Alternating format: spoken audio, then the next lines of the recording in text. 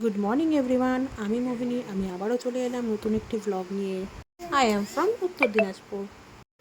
আমার ভিডিওগুলো কেমন লাগে কেউ তো জানাচ্ছও না, জানাও কেমন লাগে।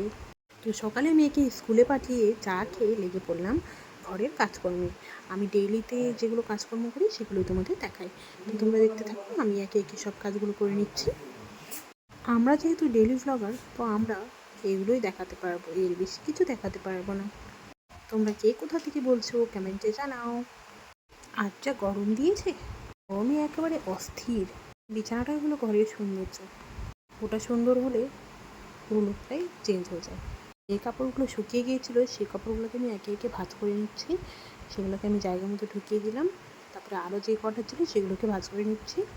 ভাঁজ করে জায়গা মতো সেট করে দেবো, নাহলে সোফাটা অগোছালো হয়ে থাকলে আমার একদমই ভালো লাগে না। গরমের দিন ঘরে যা তাপ, বাইরে আর মেলতেই হয় না। এই কড়া রোদের মধ্যে কাপড়গুলো খারাপ হয়ে যায়, তাই আমি স্ট্যান্ডে মেলে দিই। স্ট্যান্ডেই আমার একদিন পরেই সব কাপড়গুলো শুকিয়ে যায়। তখন আমি ওই কাপড়গুলোকে সব নিচে নিয়ে এসে সবগুলোকে একে একে ভাঁজ করে রেখে দিই।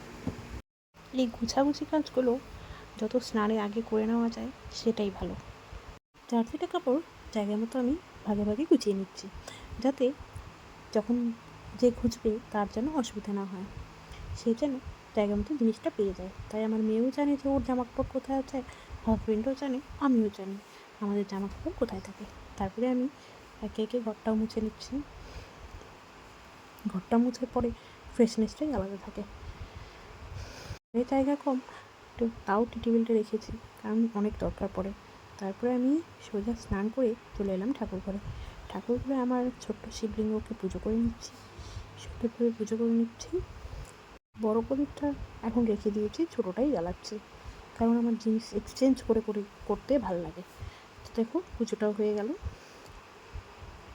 আমার ঠাকুরগুলোকে কেমন লাগছে দেখো, এগুলো সবই আমার ভালোবাসার ঠাকুর। তারপরে মেয়ে স্নান টান করে বলছে, মা দেখো একটা জিনিস। তো দেখি ও রেজাল্ট দিয়েছে, তো 93% পেয়েছে। তো নিজে চেষ্টা করে যতটুকু করেছে ওটাই অনেক। তারপরে এদিকে খাওয়া দাওয়া কমপ্লিট হয়ে গেল, ডিশওয়াশারে বাসন ঢুকিয়ে দিলাম। এটা হলো বিকেলের খাওয়ার। বিকেলবেলা এখন বড়দিনের বেলা খিদে পেয়ে যায়, তো ভাবলাম কী খাই, তো এই আমমুড়ি বেস্ট। তারপরে দেখো সন্ধ্যেবেলা দেখি ডিশওয়াশারে বাসনগুলো সব হয়ে গেছে ধোয়া। বিকেলবেলা দিয়ে গেছিলাম, তো বাসনগুলো হয়ে গেছে। এবার ওগুলোকেও সেট করে নিচ্ছি জায়গা মতো। সেট করে নেওয়ার পরে তারপরে আমি চলে যাব সন্ধে দিতে। তো সব গুছিয়ে টুছিয়ে চলে গেলাম আমি সন্ধে দিতে। সন্ধেটাও দিয়ে নিলাম। সন্ধে দেওয়ার পরে মনে হলো আজ গীতা পড়ি, কারণ যেদিন টাইম পাই সেদিন পড়ি, যেদিন পাই না সেদিন পড়ি না। তো 3য় অধ্যায় অবধি হয়েছে, 4র্থ অধ্যায়টা শুরু করব, তো পড়ে নিচ্ছি। তারপরে আমি রাত্রেবেলা ভাত বসিয়ে দিলাম, আর আলু আর ডিম একসাথে ভাজা করে নিলাম রাতের জন্য। রাত্রে এটা দিয়ে খাবো বলে, আর মাছের ঝোল তো ছিলই। আমরা সবাই খাওয়া দাওয়া করে নিলাম। গুড নাইট, দেখা হবে নেক্সট ব্লগে।